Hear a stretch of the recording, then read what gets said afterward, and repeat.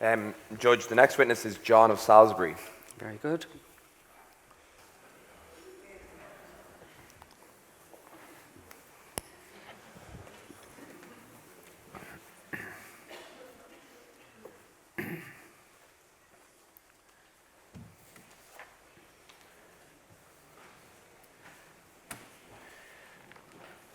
Could you please confirm your name for the purpose of the inquiry? My name is John. I prefer to be addressed as John Parvis, but my contemporaries know me as John of Salisbury. Yes, and for those of you who aren't familiar, or those of us who don't know you, could you give some background as to your career and your early life to the inquiry? Gladly, I've prepared a short statement.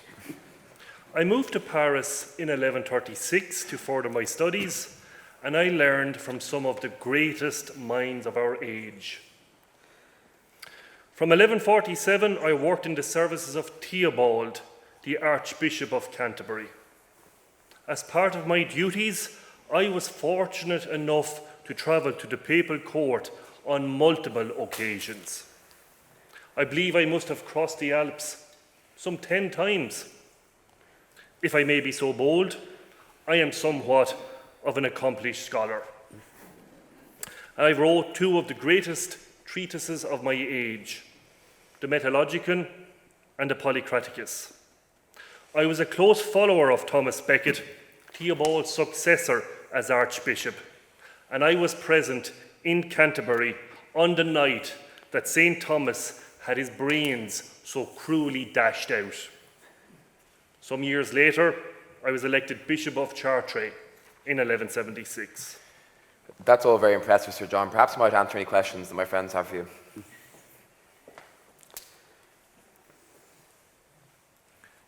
John, I'd like to thank you for your evidence thus far to the court.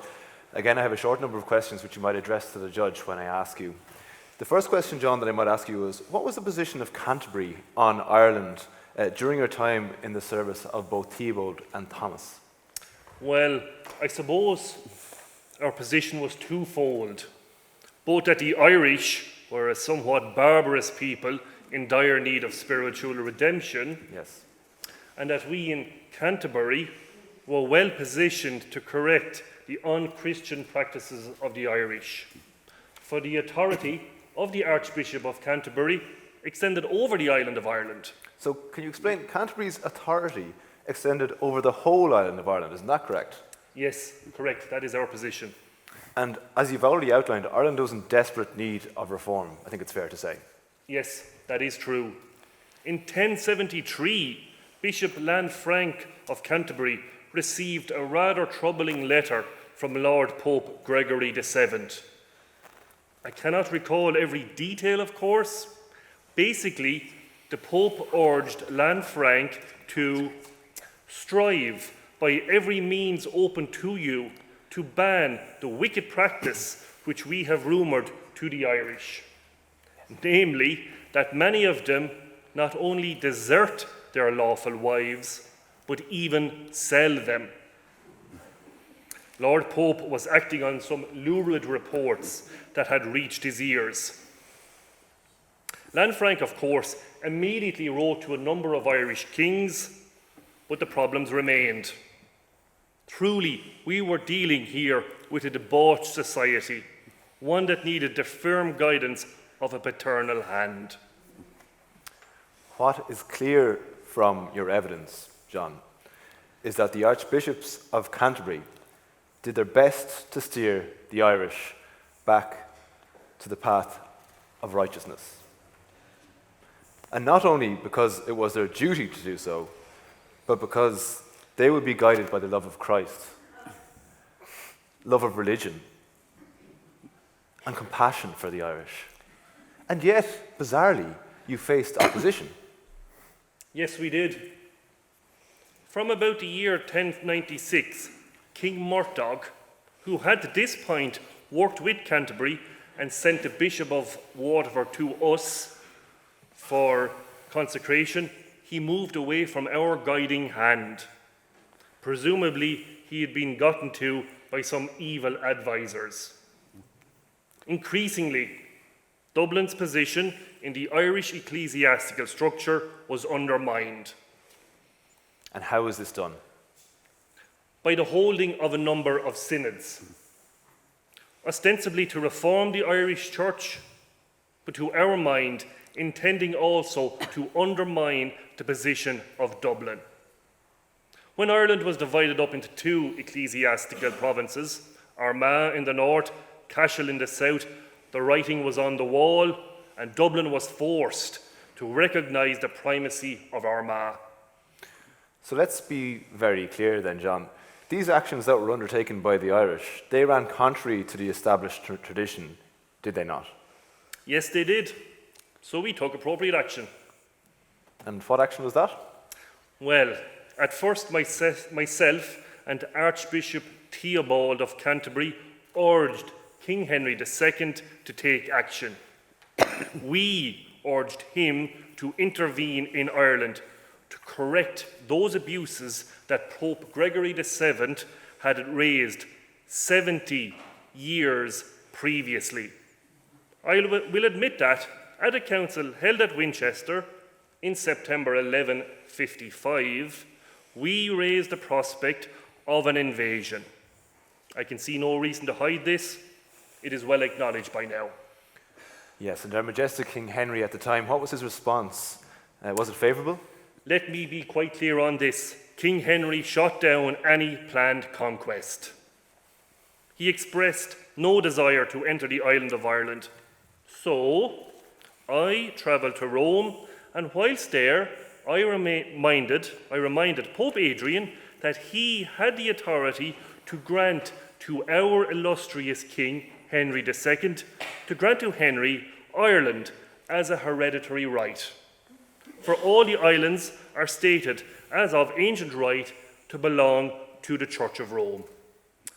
So, Pope Adrian issued a bull, now known as Laudabiliter, granting possession of Ireland to Henry II.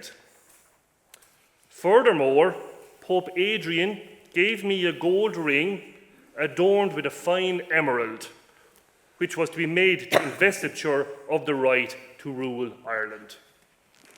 And can you outline to the court, John, how did King Henry respond to this news? I am sorry to say that he was not best pleased. The indignation of our most serene Lord, our all-powerful King, our most unconquerable Prince, grew hot against me in full force. In truth, I think he had no desire to enter Ireland at this point. I'd like to thank you, John, for your very clear and precise evidence, which should be obvious to all present today. We have no further questions, Judge. Thank you. Yes, Mr. Harmon. Thank you, Judge. Now that Mr. O'Higgins has finished giving evidence himself, I have a number of questions for John. It's a nice little narrative you put forward for the court, but just to clarify, your obtaining of Laudabiliter, this was one purely on the back of legal argument, was it not? As I have said, yes, I reminded the Pope of his rights under the donation of Constantine. And you were close, Pope Adrian and yourself, weren't you? Yes, I suppose we were. You suppose you were. John, I'd like to read you a passage from your own book, which you referred to so proudly a few moments ago. On Adrian's death, you write the following, and I'm quoting now. His death has been bewept by all honest men, but none more than me. For although his mother and his brother still lived, he loved me with a closer affection than them. He even admitted in public and in private that he loved me above all mortal men. Such was the opinion that he had formed of me that, whenever the opportunity presented itself, he rejoiced to pour out his innermost thoughts in my presence. And for all that he was Pope, he delighted to have my company at his own table, making me share with him the same cup and plate as he desired, and in spite of my reluctance. And then, in the very next line, you state, it was at my entreaty that he conceded and granted to our illustrious King Henry II to possess Ireland by hereditary right. Now, that doesn't sound to me like a bull that was granted on the basis of reasoned and legal argument. but instead it was a favour given as an indulgence to a friend. You're entitled to think whatever you choose. And I think you were friends before Adrian even became Pope, back when he was Nicholas Breakspear. Yeah, we studied together at Paris. And you also claimed that Henry was not interested in conquering Ireland in 1155. Yes, as I have freely admitted, a conquest was discussed at Winchester. I see no sense in denying this, particularly as such a conquest would only come in response to a contravention of Canterbury's rights. But Henry opposed those plans. But that's not strictly true, though, is it? Because your friend Robert de Torrington claimed that Henry proposed the invasion, didn't he? He said that it was Henry that convened the council and that he planned to grant Ireland to his brother William. And Robert tells us that the proposed invasion was only dropped when Henry's mother Matilda opposed the plan. So is it fair to say that Henry, upon his arrival in Ireland in 1171, was implementing a plan that was long in the making? No, that is not fair to say. And is it not fair to say that he had been thinking about conquering Ireland for a long time? No, that is not fair. No, Canterbury put this plan forward, Henry shot it down, but Canterbury only did so to protect its rights, which were long established. The granting of Laudabiliter came on the back of reasoned argument. It was justified by long tradition. So why then would Robert de Torrington say it was Henry's idea? I have absolutely no idea. You'd have to ask him that. But Robert is unequivocal.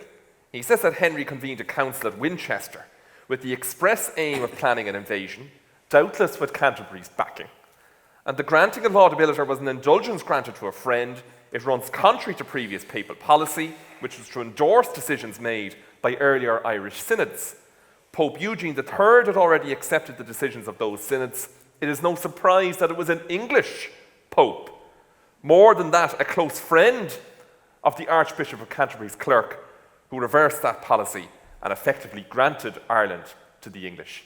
I've no further questions, my lord. Very good. Any further questions? No questions. Very good. You may step down. Thank you.